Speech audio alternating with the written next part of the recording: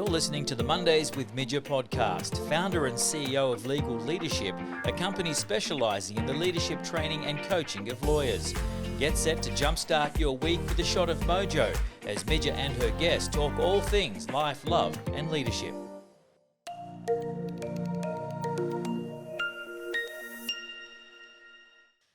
Hey, it's Monday and I'm Midja, and welcome to the podcast all about life, love and leadership. We have a very special guest on the podcast today and in the studio here on the Gold Coast, Andrew Antonopoulos. Welcome, Andrew, to Mondays with Midja. Thank you, Midja. Do you call everybody a special guest, or am I just the special guest? No, you're the only specials. Like my kids ask me who their favourite is. Yep. There's one favourite. My kids tell me they love Mum. Mum's the favourite. Mum's the favourite. So, Andrew, tell me a little bit, okay, first question. What could I find out about you? I Googled you, of course, before you came on the podcast, found out a lot about you. What couldn't I find out on Google? I think I'd rather know what you found out from Google. What you can't find from Google, I played in a punk rock band for about 8 years of my life. I was going to be a studio drummer until I went home to my dad and said, this law school thing's probably not a good dream for me. I want to be a studio drummer. And I was almost written out of the will, borderline kicked out of the house, and I decided that I would pursue my academic career. And so why... Well, firstly, tell us a little bit about what you do now, Andrew, then. If it's not drumming, what is it? What do you do? I'm still drumming because that's my release. You've got to have something to kind of release. Course. Yep. So I own ABA Legal Group. I've got a software company that I own. I started that one a number of years ago. And Midja, you know, PRX, which is an experience-based, I guess, group. I don't like to call it networking, but it's a group of business owners that get together. Do cool shit. Do cool shit. Do cool shit with cool people. Just do cool shit. Nothing boring. As soon as it gets boring, I'll lose interest. So it'll have to be run by somebody else. So yeah, I've got, I guess, those three businesses and family life. I've got 5-year-old twin girls, beautiful wife, trying to just manage all of the chaos. Yeah. Love that. Love that. And so well, maybe there isn't a typical day or a typical week for you. No, probably not. And I think that's by design. I don't fit into a routine very well. I don't manage the same thing day to day, the office day to day very well. I start to get in my own head and I start to meddle. I'm not a good meddler, so as soon as I get into a routine, I meddle and I tend to screw things up. I think I've received from a lot of business owners or leaders when I'm talking to their people. Sometimes I'll kind of go, sometimes it's best if they're just away from the office. Sometimes I don't know whether you have got that feedback from some of your people. Or all of them. Or all of them. Or all of them. No, I got that feedback a lot, and I think, again, by design, I have people that are exceptional at things that I'm not exceptional at, and without the space for them to be themselves, they don't. They just don't do it in their own natural, genuine way. So the less time I spend, I feel, the more opportunities I create in and amongst the team. So talk to me about then your leadership style, what you bring, what your magic is in regards to, because we've got magic. What's yours, Andrew? It all came through a culmination of strength tests where I was called the woo boy. Yes. Is that Clifton Strengths? Clifton Strengths. And my associate director, Tony, went through this whole exercise, and I was the only woo boy in the firm, which I thought it was like that How I Met Your Mother episode, Girls on the Bus, woo, just going out. I've got a heavy woo in me I know. Yes. You and me, Midja. But winning others over. So I guess the leadership style that I I didn't fall into it, that I realized where I fit best is that vision. It's that vision. It's the what's possible. It's the identifying where people could go that they don't yet know themselves to be there. But you can see it in them. You know, you can just tell with some people that they're going to do amazing things. You don't know what it is yet, but you can kind of lead them down a path to the deep end, where I always say I'll put you in the deep ends where I know you can swim, and I'll be there to support you if you start to fail a bit. So that's again, my leadership style has always been create the opportunities for other people to kind of realize their own potential rather than try and shove their potential down their throat and say, you will be this. You are good at that. You will be this. And so practically, how do you do that? No I mean, idea. apart from just getting out of their way a bit and stepping away from the office sometimes and not hovering or that kind of stuff. Like practical, because I think you're the type of leader that, I don't know, a lot of people associate with leadership. If you look at like the visionaries, the great storytellers, the great, connectors, connecting people to a vision, I have a dream, that kind of thing. Yeah. Practically, how you need you need the right network, I think. Okay. I think you need the right network. You need two things, I think. The right people around you to support that vision. And by supporting that vision is to tell you when your vision's stupid sometimes, because every visionary has stupid ideas, and you need to be surrounded by people that can challenge you, and you need to be a leader that can kind of accept that challenge. Yes. That criticism, that negative feedback, constructive feedback, whatever you want to call it. You can't be a sensitive leader that takes that and says it's my way or you're out kind of thing. So I think one side is surrounding yourself with people that can support, add extra strengths where you don't have strengths, and then see that vision and be able to materialize it, I suppose. Because I can see it. I can see a lot of things in reality. I can live the vision before I've even gotten halfway there. But it takes somebody else to get me there because I know I can't do it myself. So people surrounding me on that side. And the other side of that equation is the independence, I guess, of other people, mentors. I've always had a coach. Yes. I think I've told you that. I've always had a coach since I started ABA, even before I started ABA, because you need that independent, objective, poking holes in your story that you told yourself. Has that been that ability to be able to accept the feedback or the evaluation of your ideas, has that been something that you've had to grow into? I was going to say with age, but you're not that old, Andrew. But you know what I mean? Like, were you ever kind of more of the it's my way and these are my ideas? And no, I think I would have 1,001 different thoughts about an idea, and I would rattle around in my head. I would get myself worked up about things that weren't real yet. I would plan every worst case scenario before I would take any kind of action. So I think I was already naturally that way inclined in my own head and my thoughts and my various personalities. So no, I don't think I had to really work my way into accepting feedback. I think because I'm just thinking about it now, I've always got that kind of reality in my mind. I can kind of see it playing out. And the criticism's always me trying to figure out how I make that a reality. So it's not about confronting me. I've always kind of seen it as supporting my thoughts and kind of filtering my own thoughts through somebody else's criticisms towards that reality. It's not about me at that point. It's about what you're trying to create. Yeah, that's kind of what I'm hearing. Yeah. And I think that's the difference, right? When it's either about you and that ego-driven kind of way versus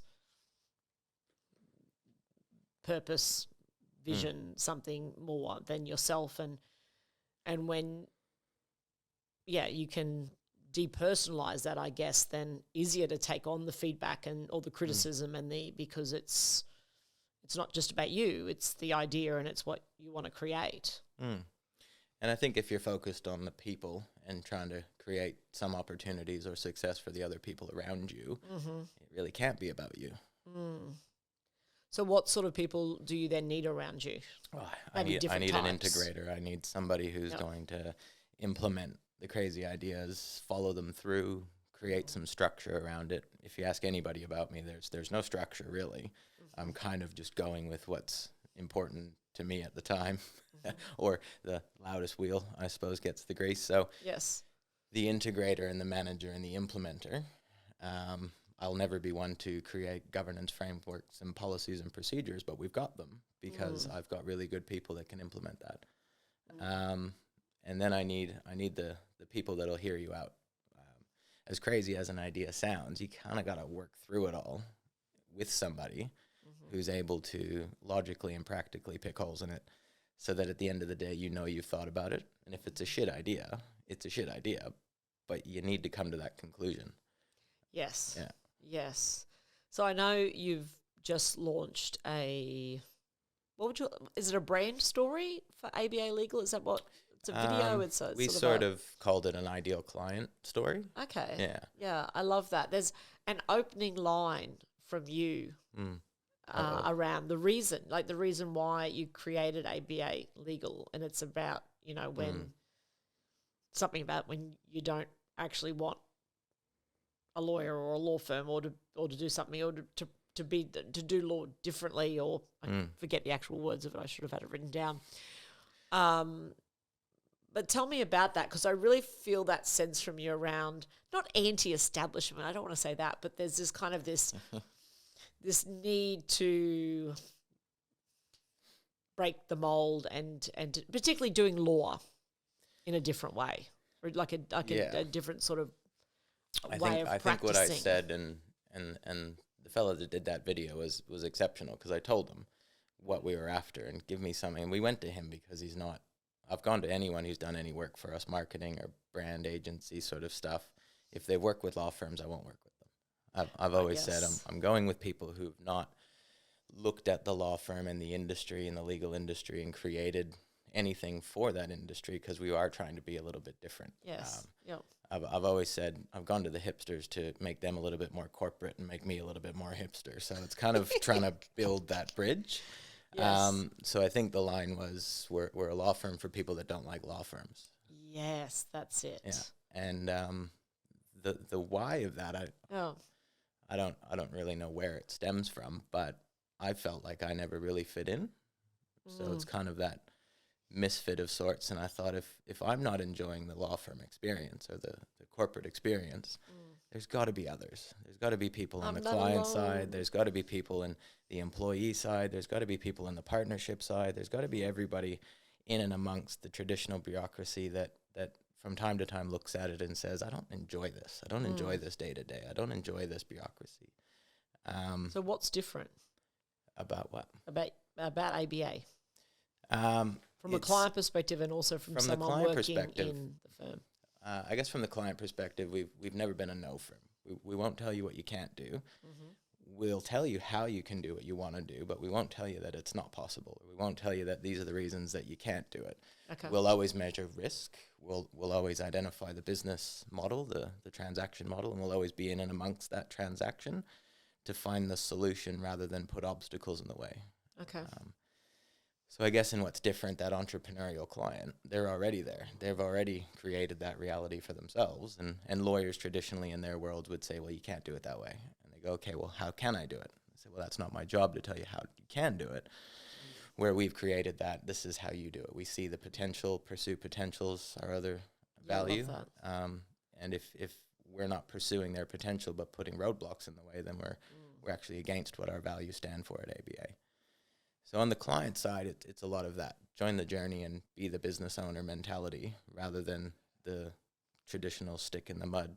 Hold tell them you what back. You can't do. Yeah. Can't do this. And Here charge are you your for the privilege of boundaries. saying no. When you've got a company or like a founder, or as you said, with quite an entrepreneurial kind of spirit that just wants to keep moving. Yeah. And keep shaking things up and do things differently. And the lawyer's like going, excuse me. I'd like to talk about clause 17A subsection. That's right. And I can appreciate that. I have that kind of spirit in me. And when I've worked with people who just keep pulling me back, trying to make me slower, trying to, put me in a box or tell me to do something a particular way, it's really frustrating. What about from a lawyer point of view, or someone working within the firm? What does that look like? Well, you need those lawyers that will do the detail as well. Like you need the lawyers that will look at those clauses, draft them, exceptional draftsmen, all that sort of drafting those clauses is important. And segueing into the sort of lawyer journey with us, we have lawyers that are exceptional at that, and that's what they love. That's what they want to do. Where we don't have that specialty, we refer. I mean, we're prolific referrers because we're a tax firm. Yes. We're a tax firm full of innovative clients, entrepreneurs. The R&D tax incentives are our core business.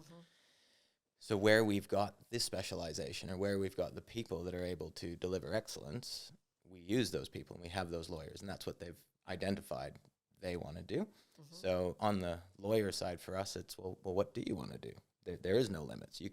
We've had lawyers that wanted to travel the world and be tax advisors to the gray nomads, not the gray nomads. Now they're the digital nomads. Yes.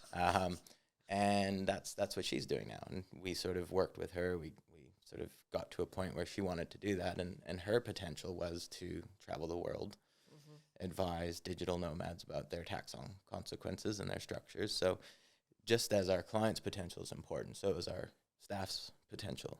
Anybody, not just lawyers, ops staff, admin staff. Yeah. So we spend a lot of time working with our staff and saying, well, what is your potential? What is your dream? What is your sort of goal inside law and outside law? And let's do that, because you'll be happiest if you're doing what you want to do rather than what we tell you to do. Yeah. So on the lawyer side, it's whatever you want to do with some caveats. I've told my staff, they say it's too graphic, but I say if I ever want to run a conveyancing department, they're allowed to punch me in the throat. Right. And other areas that we just always stick to our lane. We could have done wills and estates, and we're not going to do that because that's not what we do. We've had lawyers that wanted to do that, and we've sort of said, look, that's not an area that we want to get into, that traditional general firm kind of mindset. Yeah. And if that's what you want, we'll work with you and our partners and our referral partners and our network to get you into a firm that will give you that sort of framework. So within reason, because I've got some things in the ground, I won't do family law, and there's some exceptional family lawyers out there. Absolutely. So we won't touch it. Litigation we won't do, too stressful. I just can't take that stuff and leave it at the office. I'll take it home with me. Sure. So for our lawyers, it's that. Do you want to get into a particular industry? We'll find that industry. Love that. And that's where I excel is we've got a lawyer that wanted to get into that clean energy and green space. So I took that and I started to find strategies to get us clients in that space. So now we've got a whole bunch of clients doing really cool electric vehicles. We've got clients that are trying to look after different carbon sequestrations, different sort of climate change reactions to the policies. So when an individual's got a passion and a purpose and that's what they want, let me combine my law degree with my passion. I'm all over that. Yes. I look at that and that excites me to do that for that person. Yep. So that's kind of what the lawyers, for those that have that kind of drive, we do that. And those that want to be the sort of the minders, grinders, and finders mentality, for those that want to show up to work and grind out, just do the work and be exceptional at it, do great work. We've got a spot for you. It's just that structure needs to be right. Yep.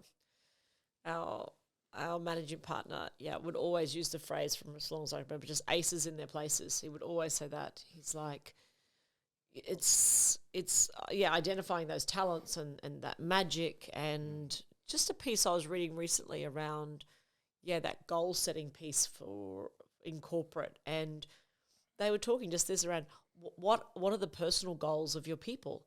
Like, is this person trying to buy their first house? Is there some financial incentive there for them right now? Because for someone else, they might have a very different personal goal that through their work you can help them achieve, whether it's writing a book or pursuing another passion somewhere else. And it was very much around if you can really get to know your people and connect with personally what else is going on for them and the life that they're trying to create, and how you as, the employer and the business owner can be a part of that, then there's a win-win there. And there's a whole lot of outcome from that that's really great for you as well. And them. Well, and it's a really good point. I mean, if they've got a personal goal that they're not achieving, that they're not going to be operating at 100%. Their happiness levels won't be at a point where they're coming to work energized, and then they donate or give you 10 hours, 12 hours, 8 hours, 6 hours. Yeah. They're not giving the most to their career or the business or their colleagues or whoever if they're not looking after what's happening outside of work. So there's a bit of that balance that's hard too, because you don't want to take the responsibility for their personal goals, but you also want to know that their career is driving them towards that. Absolutely. And I mean, that leadership style, and I know you've got Tony coming on. She's exceptional. Yes. It's how can our time in the business support your career goals that'll align with your personal goals. Yeah. And she's often told me, she says, Andrew, ABA is not right for everybody, and their personal goals and their career goals just can't be done here.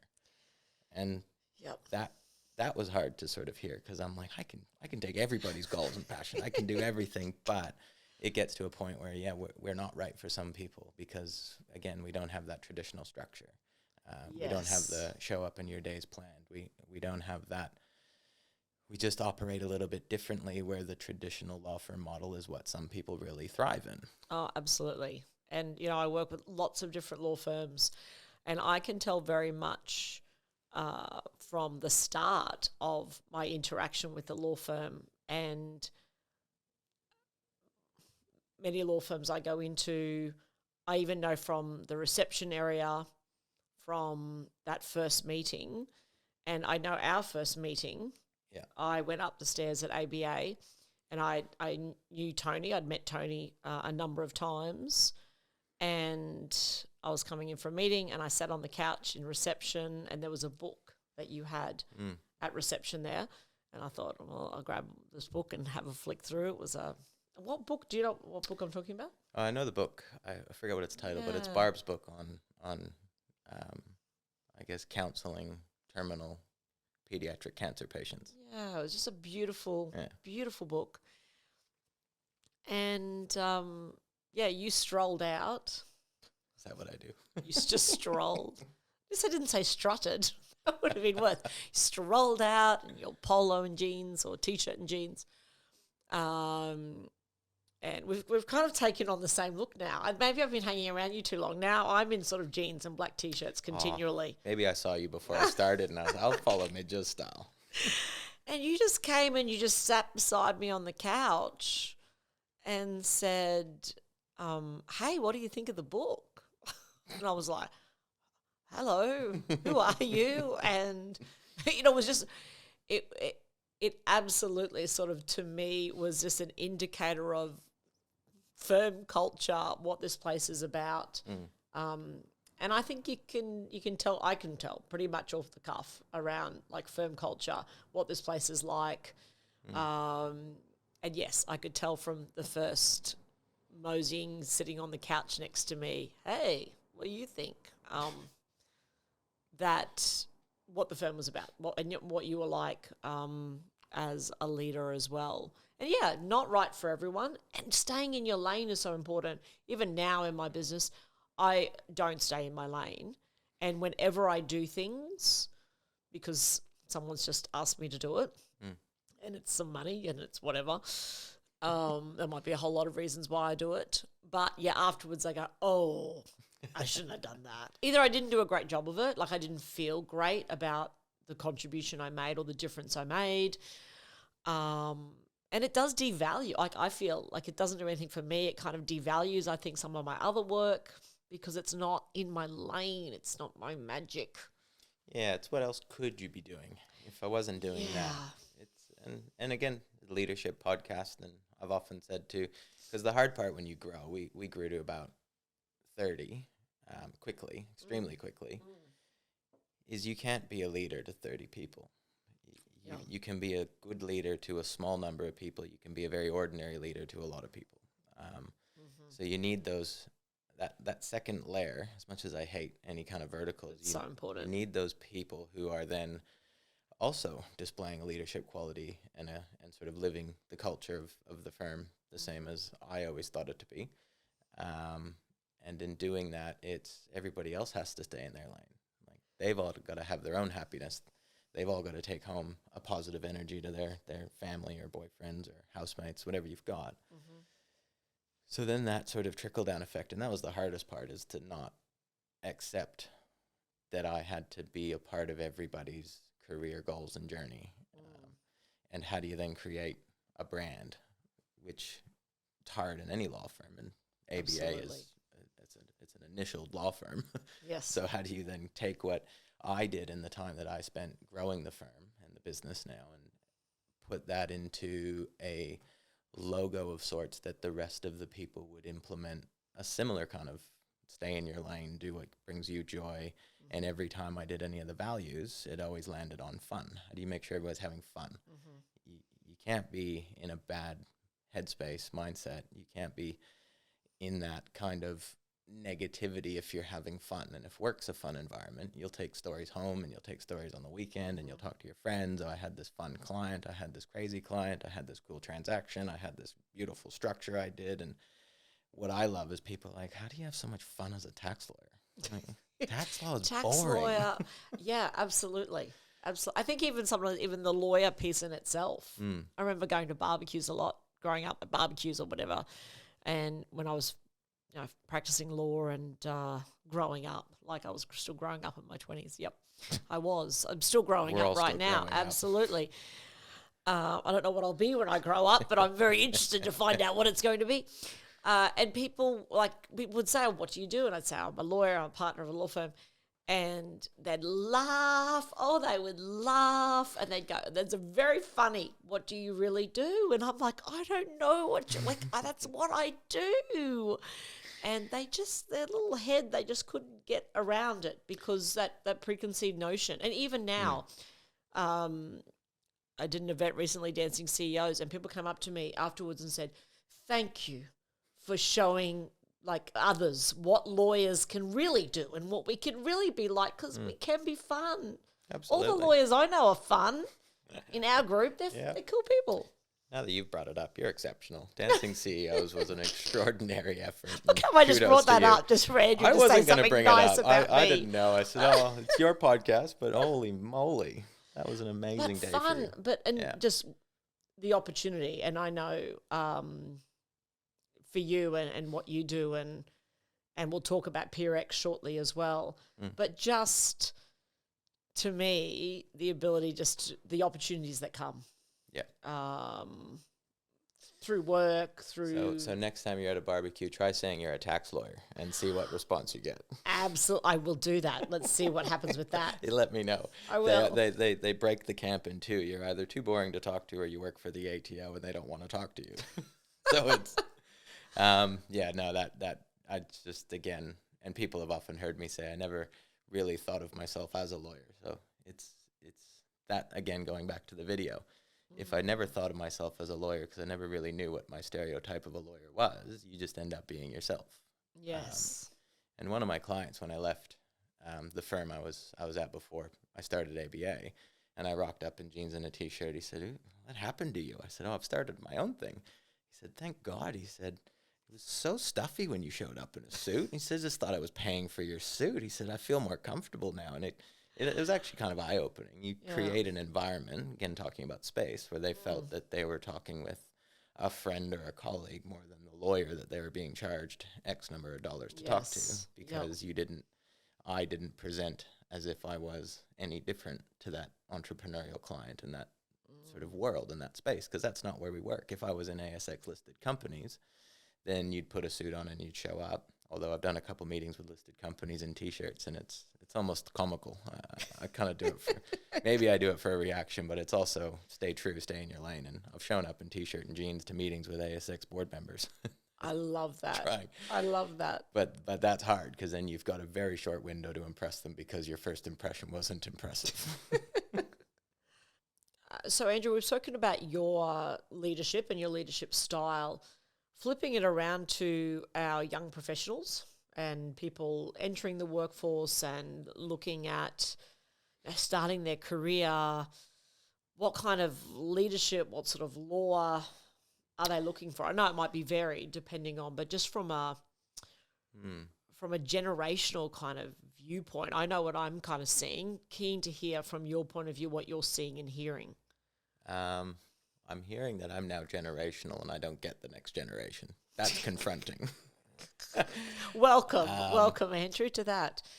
It's a good world up in this older bracket, I suppose, if it's an older bracket. What am I experiencing with the younger lawyers coming through is probably a lot of uncertainty. I guess not sure what they want to do, not sure with a lot of them, like I did a law degree, and I always ask the question why. Yeah. It's always interesting. My mom's a lawyer. My dad's a lawyer. My uncle has a law firm.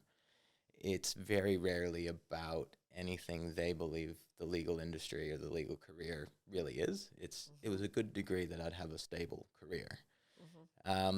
So in seeing the younger lawyers come through, I think they're largely uncertain of what they want to do. Law school doesn't really prepare you extremely well to be a lawyer. So I've always said to the younger lawyers, experience everything. Yes. Get in and work with us. It's harder for a younger lawyer to come in and work with us because we do so much. And in a relatively different way. Like you'll pick up a corporate file and a commercial file and a trademark file, an IP file, and a distribution file, all for the same client, and they're all expecting it by Thursday, but they're really cool clients, so it's really good on the client management piece. Yes. Where for a lot of young lawyers, I've said, go to a bigger firm, go and experience departments, go and experience your cohort of colleagues going through that big environment, because where we work best is for those that don't like that environment. Yes, I know some of your lawyers have sort of been a part of big law or have sort of experienced, either or some of the big consultancy, the big four consultancy firms, and then sort of made the shift. And certainly I started my career at Price Waterhouse, and knew just culturally it wasn't sort of my space. Oh, you don't say. It just wasn't we love PwC. Of course, aces in their places again. So, sometimes, as you said, good to experience different things and go, oh, that's not for me. Yeah. What is for me now? Yeah. And being able to cross some things off that weren't for you is not a bad place to start. There's an easy way, not an easy way, because it's challenging for some people. Reach out to them. And I've said this with a lot of the young lawyers and the lawyers that are just about to graduate and talking to us. Speak to a partner at a big firm. Take them out for coffee. Yes. I mean, there hasn't been one instance where I've said to somebody who's done it, because, again, I always say to them, 90% of the people you tell to do something, in my opinion, don't do it.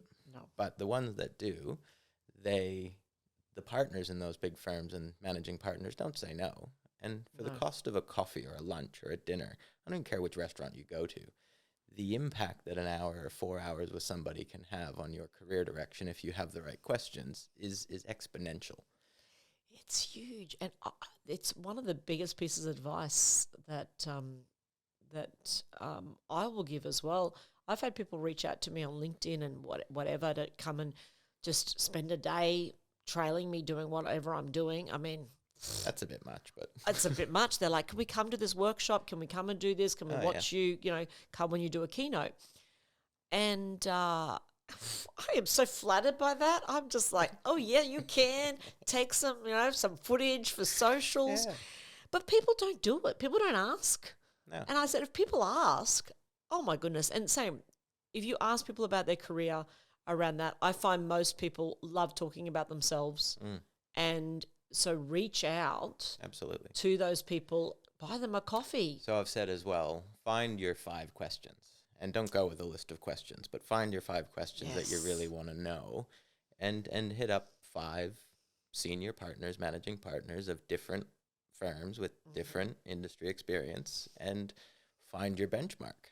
Because the way a young lawyer will interpret those 5 interactions with those 5 questions in mind will, what's that? You're probably talking hundreds of years of experience that you're filtering through the lens of a young lawyer who's aspirational. I think that would just be gold. Yeah. I had that opportunity, which is where I learned the minders, grinders, and finders, where I had a mentor. I did it a little bit differently, but I had a mentor, and I was going into the bigger firms, and he said, Andrew, I had an offer for what was the pinnacle of the career that everybody in law school will tell you, and he sat me down and said, I want you to turn it down. And I said, no one turns these down. He says, well, I want you to turn it down and go into a smaller firm because you're not designed for what we're going to put you through. He said, you'll excel, you'll compete, you'll do all of the things we expect you to do at this level of the firm, you'll get to the next level and you'll do the same thing and you'll get to the next level. And then he said, you'll do one of two things. You'll burn out and leave the law, or you will leave our firm and take half our clients that we introduced you to because you're a relationship guy. We don't want that. He said, we don't want that. Yeah. Best advice I ever received, I would say, massive fork in the road for my career, because I took his advice. Again, not many people will take the advice of somebody. Yep. Instead, just keep drudging along the path they're on. And I think that changed the whole dynamic of my life.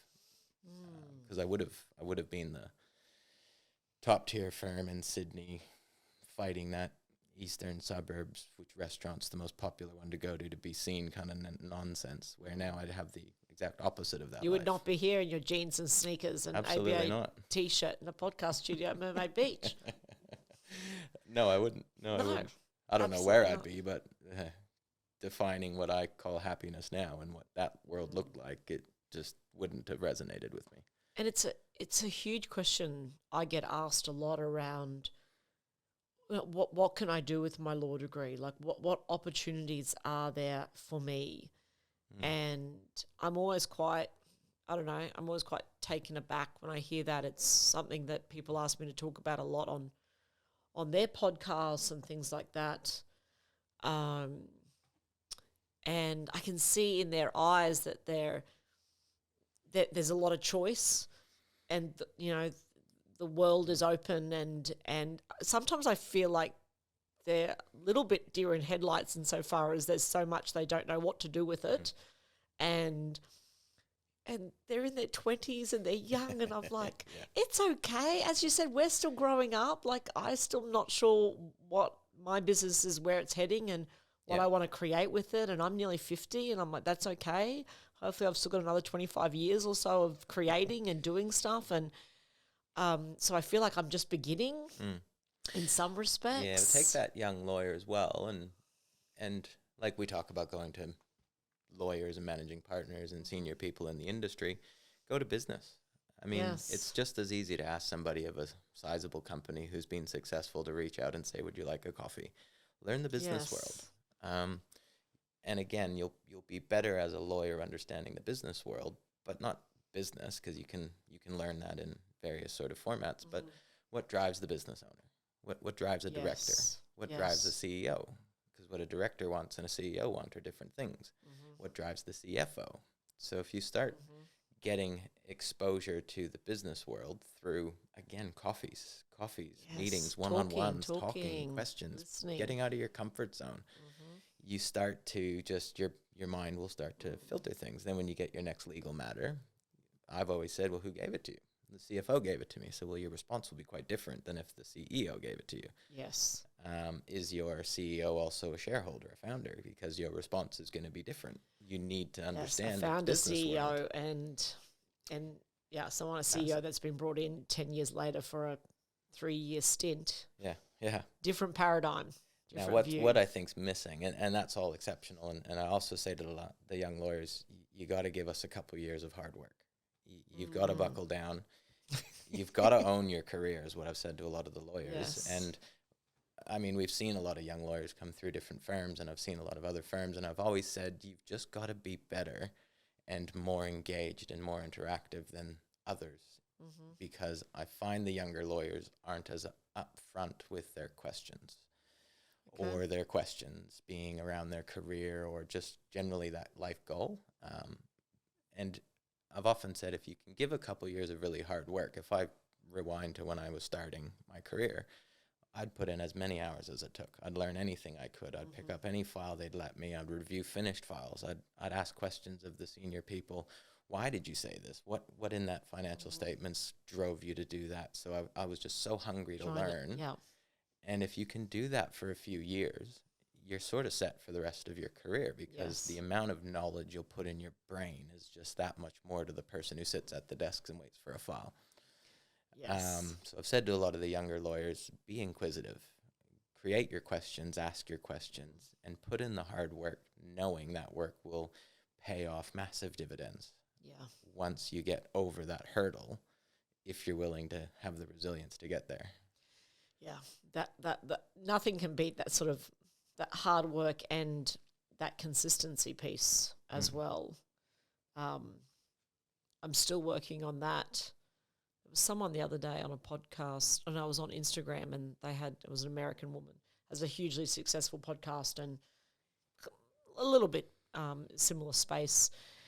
And they're like, how did you get your podcast so successful and all of this? And she said, I've released a podcast every week for 9 years. That's how. You know, Not she's the 9-year overnight success. Yeah. It's like, I don't know. I can't do the maths. I don't know how many podcasts that is. I just keep showing up and doing it. And yeah, people starting a podcast will ask me, and she's like, there's no magic in this. No. Turn up, do it. It's the same in anything. That's right. It's the same in anything. The overnight success. I always love those lines. I know. Not happening. So Andrew, PeerX, I know you mentioned it earlier. Tell us a little bit about that initiative and what drove it and what it's about. That was one of those, again, business ideas that I have to sit with them for a while, and I need to let them kind of sit in my brain. And the ones that I can't get out of my head for a number of months, I've just got to do them and figure it out as we go. PeerX was always on my mind about how do I do this, because I don't know if you know this, I was part of Young Professionals Gold Coast when it started. I did know that. And in being a part of that, I sort of experienced what that was like. In the early days, it was not quite as structured and it's very fancy now. Professional, I suppose, is what it used to be. Yes. So I think in that world, I've always been networking. I've always kind of been doing business development. I've always engaged with people at those cocktail events and those lunches and everything associated with that. So there was two fronts to PeerX. I always said there's got to be a better way than the massive boozy long lunch, which we're all good at, but there's enough of them. There's got to be another way to do it. The second angle that I was unable to shake was, where do we meet our clients? Because ABA has these exceptional clients that we work with regularly, day in, day out. They operate across the firm, from innovation and R&D and government grants to tax and corporate advisory and business advisory. And when we boiled it all down, we met them at events.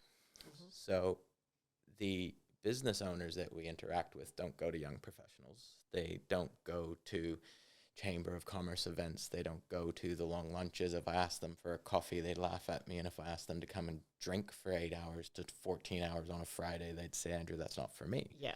So the two worlds collided, where I was looking for something else to do that wasn't so centrally around alcohol. And I was then looking at the clients that we love working with, and PeerX was formed. PeerX as a peer group, you're looking for other like-minded business owners. X was a bit of the factor that we didn't know what was going to create, because if you put 30 to 40 really exceptional business owners together in a room, they're going to create something. Yes. And the way in which we decided to do that was to do cool shit with cool people. And you can't not make friends if you've done cool shit together. I mean, if you've gotten in a helicopter and landed in Tangalooma and rode ATVs along the dunes, you got something to talk to. Sometimes very slowly, though, Andrew. We weren't going to comment on that, Midja. Very cautiously. I'm such a driving Miss Daisy. But then PeerX kind of created that space. Again, talking space. We went out to my network, my database of people that I knew would like this kind of thing. And we were respectful of, we'll take your Friday once a month, same Friday, third Friday of every month. You just know you block it out of the diary. We'll be out from anywhere from 11 till 4:30, 5 o'clock. For those owners that value their family life, you're home for the family. For those that want to kick on, there's a whole bunch of people that'll kick on. And for those that can't make it, we will let you bring your senior people, CEOs, in your place, because we're creating that environment where they'll get good ideas. They'll do cool things. And ultimately, know me, like me, trust me before you do any kind of business is they'll know each other. They all like each other because you're into the same shit. Yep. And you build a lot of trust when you're doing crazy things together. I don't know whether it's jet boats. You were also a little bit nervous on the jet boat, Midja. We gave Midja her first helicopter experience too. Absolutely. Popped a lot of cherries. And on the speedboat, I was between you and Michael, so I felt safe. Well, with you, maybe not Michael so much. But it's, again, those things people wouldn't plan for themselves. So the last part was you just got to show up. My team will have planned something exceptional that you wouldn't have planned for yourself. You wouldn't have done it otherwise because you would have been at work. And Shane, who runs it, he always has the line, we'll create a good weekend for you, because you go into the weekend telling the story of what you did on a Friday, which was amazing. Yeah. The next week at work, you're talking to everybody at work about this amazing thing you did. Then you get the 2-week lull, and then all of a sudden we send you an invite for the next cool thing.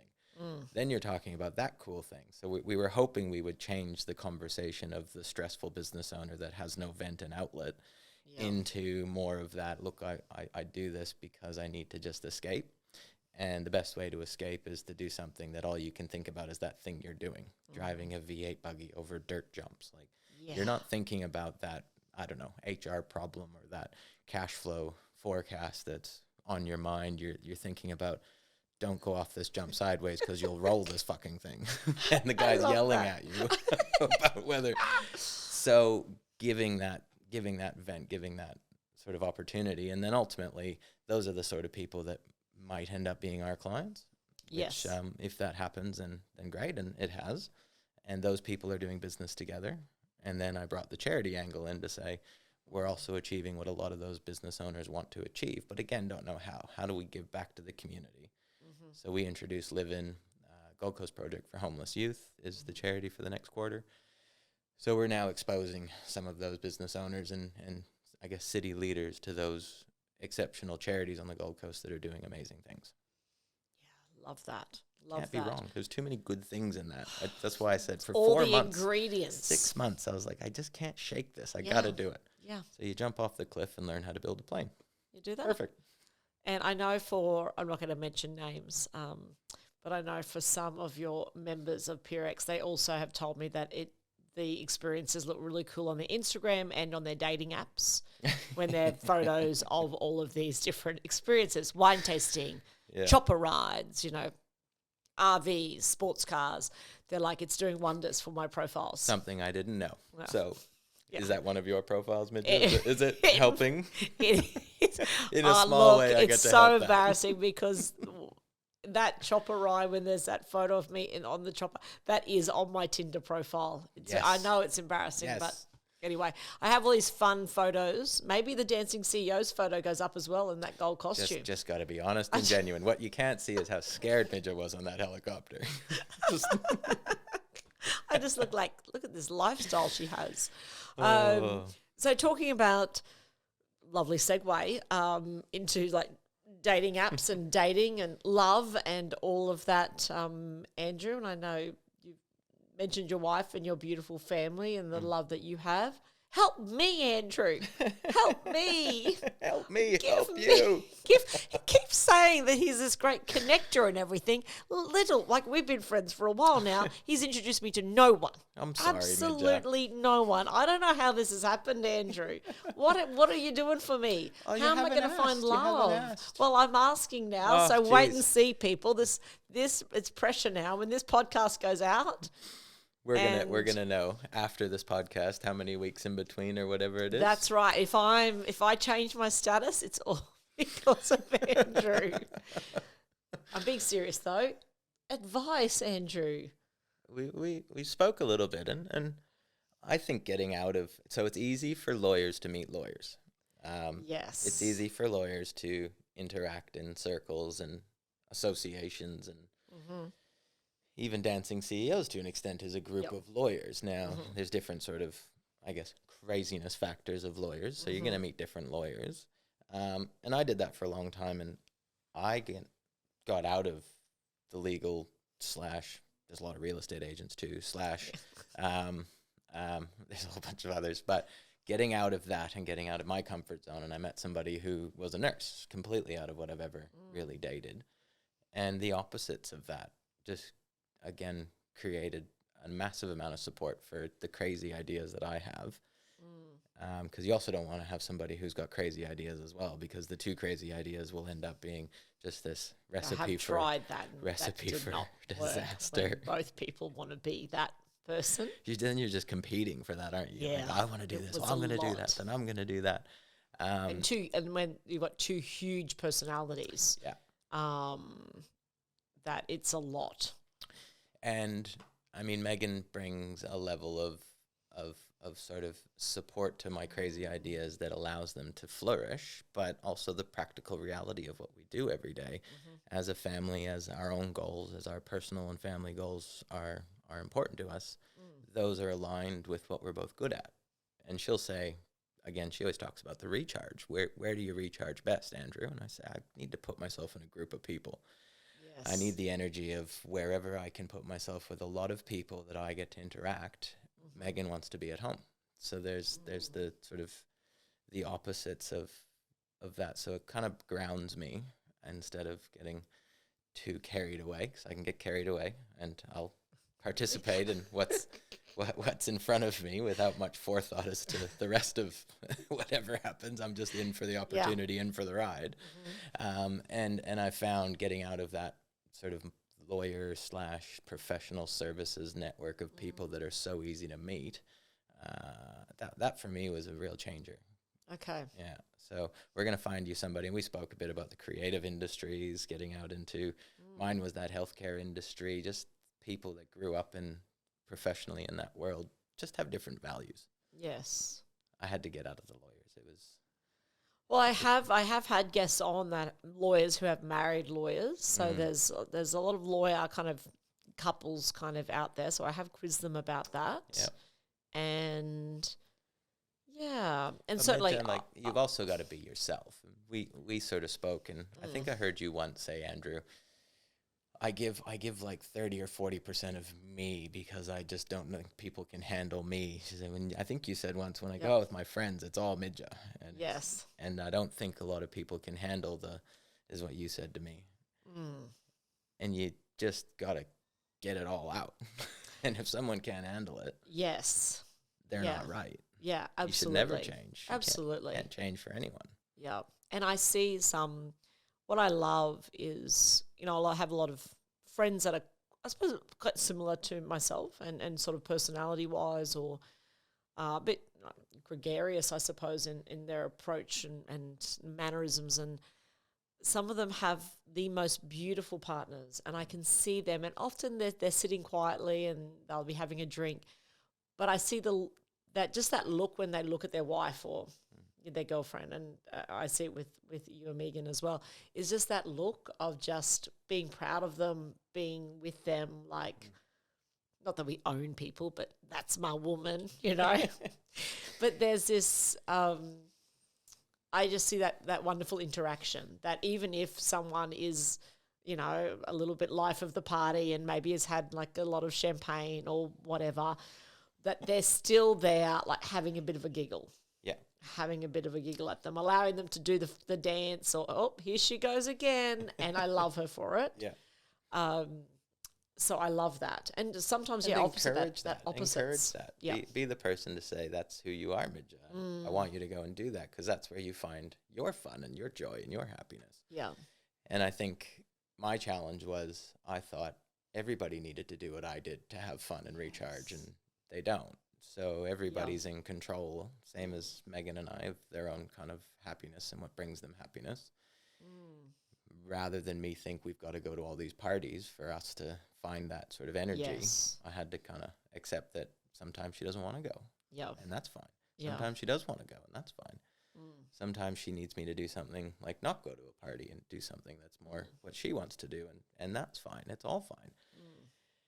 Rather than live in my world of everybody's got to be like us, Midge. It's like Yes. And also I've found sometimes and I've only got probably a couple of friends that I can really just be blah with, you know what I mean? Like after a huge week of presenting, or when you've had big events or keynotes or things happening, and you can just be in silence, or you can just like slow it right down, because I don't know about yourself, but often I find if I'm out, there's a lot of, Midge, tell them that story. Midge, get the champagne. I'm like, okay, good, I'll do it. But there's a lot of expectation around bringing fun, bringing energy, bringing the story. So I have a lot of that all week. Yeah. And so I'm starting to think even someone that the more quiet times together would actually, maybe that might work better. Do you need that stability? I found I need that stability to then bring the crazy next time. When you need to, and bring that, It's that grounding. It's that, because, the two gregarious people running that same level of energy, I quite honestly think it's competition. It's like, well, you're doing that, I'm going to do this. While you're doing that, I'm going to level you up and do this. And we're going to go to this massive thing. It's exhausting. I'm tired thinking about it. I absolutely am. And that home, that sanctuary, that place you can retreat into and say, okay, well, I'm going to reflect on all of that amazing stuff that's going on and the bad stuff, because the bad stuff comes just as quickly as the bad stuff that comes needs that mental clarity that only a good environment can give you. Yes. Because for anyone who's been through any challenging situations, you don't find the answer at 3:30 in the morning at a bar that you wondered how you got there. You often find it with that moment that you're sitting somewhere in a safe space thinking through, well, what am I going to do with this? How am I going to deal with this? What am I going to say about this? All that stuff. So that's where, I don't know, looking at the love life advice was getting out of that, because professional services are good at we're driving to the next thing. We're driven to get here. They're always driven and ambitious people. And yes. The ambition that Megan has is just in a different world of the home and the family and the life and the kids, and how do we create an amazing life for us, which for me doesn't allow me to get lost in the drive and the crazy of business and the new business and the people in the business and the charities I work with. There's always that. I've always got that stability that I'm able to then bring that fun back into the family life. Let's travel. I mean, for the first 3.5 years of ABA, I had 5 months off a year. We would pack the kids up when they were 6 weeks old, I think was their first flight, or 10 weeks old. And we flew them to Canada, and we drudged them around wineries. And I've snowboarded with them on my back over the winters. They don't remember any of it. Yeah, so tiny. But the life that we're able to create is only possible with someone again, supporting and focusing on the life you want. Good advice. Watch this space, people. I know people will find people. I'm either going to give you the one or a really funny story. Oh, my goodness. Andrew, we have a little card sets here in the studio. I'm not that woo-woo. I'm getting a little bit more, not that sort of woo-woo, but I mean more woo-woo. The universe will speak to us. Woo-woo. But I have a couple of cards here. 2 boxes. One is Carpe Diem. One is Trust Your Crazy Ideas. Which box do you want to pick from for your message from the universe? I'm always going to go Crazy Ideas. I knew that. I was nearly going to bring the other set, which is Dream, and then I saw Trust Your Crazy Ideas, and I knew you were in today, and I'm like, no, I'm taking Trust Your Crazy Ideas. Let's see what... Just pick anyone? Just pick anyone. There's only like 6 of them. I know. You need to... The universe is... And you need to open the front up. Is there chocolate in it? No, it's a fortune cookie without the snack. Jeez. Kobe Yamada, sorry. Some ideas spark, some ideas flow, and some ideas you need to hammer and forge into being. Persistence. I feel... Hammer and forge into being.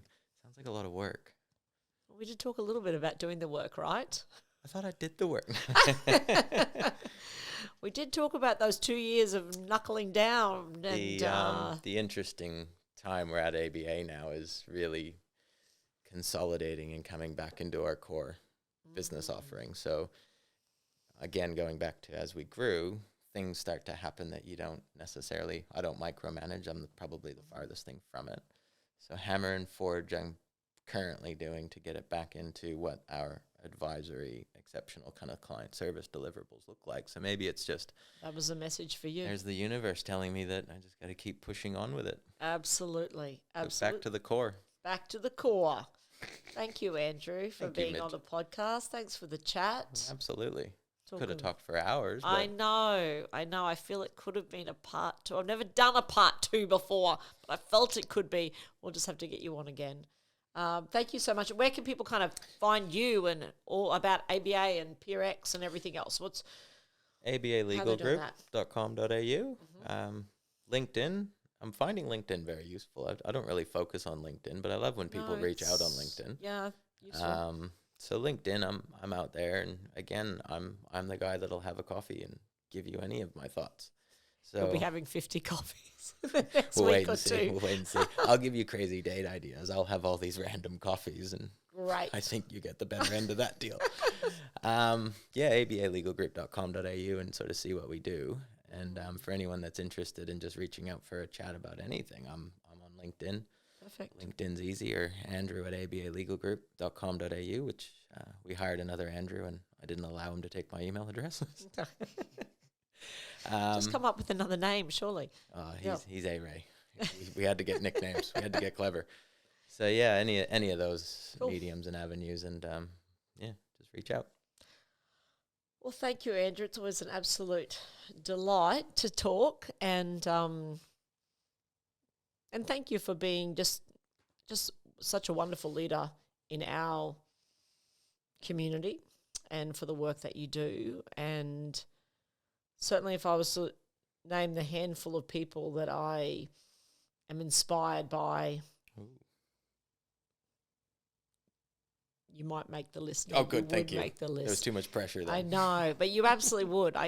From just a business perspective, and from someone like myself, sort of starting out in trying to create something, and maybe, and a little like you, where there's lots of ideas and lots of stuff running through the head, and trying to grab those ideas and wrap them in some sort of financial business model and idea, and what to do with that. Yeah. We'll have lots more conversations. I know. I love those. Wrap for this week's episode. Enjoy the week ahead. Go out there and spread your magic in life and love and in your leadership role, and we will catch you next week. I'm Midja, and thank God it's Monday. We trust you enjoyed this episode of the Mondays with Midja podcast. Host Midja Fisher is a leadership expert, keynote speaker, coach, and facilitator. To find out more about Midja, visit midja.com.au or follow her on Instagram at Midja Fisher. And make sure you subscribe, share, and leave a review.